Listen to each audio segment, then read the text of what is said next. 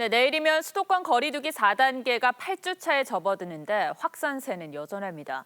일부에서는 방역 정책을 위드 코로나로 전환할 때라는 의견이 나오는데 지금의 정책과 어떻게 다른지 또 조건은 무엇인지 사회정책부 박상준 기자와 따져보겠습니다.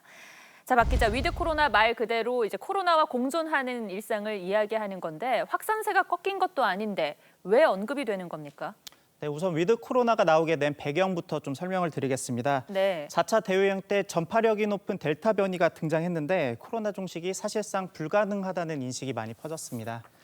독감처럼 함께 가야 한다면 방역 체계를 고위험군 위주로 효율성 있게 가져가는 게 위드 코로나의 핵심 전략입니다. 그러니까 지금은 확진자 발생이 방역 체계의 기준이 되고 있는데 이거를 고위험군 위주로 바꾸겠다 이런 의미군요. 해외에는 이 위드 코로나를 실행하는 곳도 있습니까?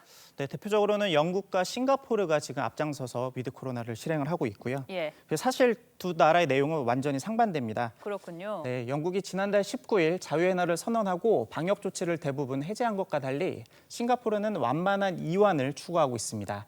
사실상 우리의 방역과 다를 바 없다는 게 정부의 설명인데 다만 확진자 집계를 중단하고 치명률 관리에 초점을 둔다는 게 다르다고 할 수 있습니다. 그러니까 아직까지 나라마다는 위드 코로나 개념이 조금씩 다른 것 같은데 우리나라도 장기적으로는 이 위드 코로나로 가야 하지 않겠습니까? 네, 가장 중요한 건 아무래도 접종률입니다.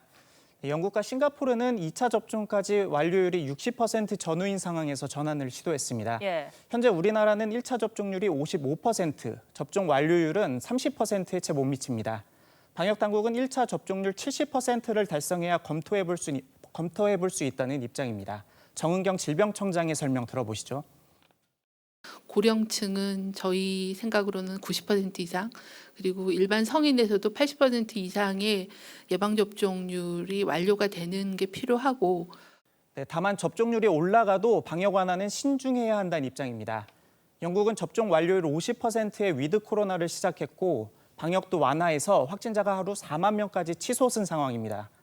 반면 접종 완료율이 77%에 달하는 아이슬란드에선 최근 석 달간 사망자가 1명에 그쳤습니다. 네. 접종 완료율이 70%는 넘어서야 치명률이 낮아진다는 얘기입니다. 총리가 2차 접종률 80%를 넘어섰다고 밝힌 싱가포르는 지난주 치명률이 독감보다 낮았습니다. 결국에는 이 접종률이 관건이 되겠군요. 그런데 최근 우리 군에서 위드 코로나를 실험한다는 말이 나와 논란이 일었었는데 어떤 일이었죠?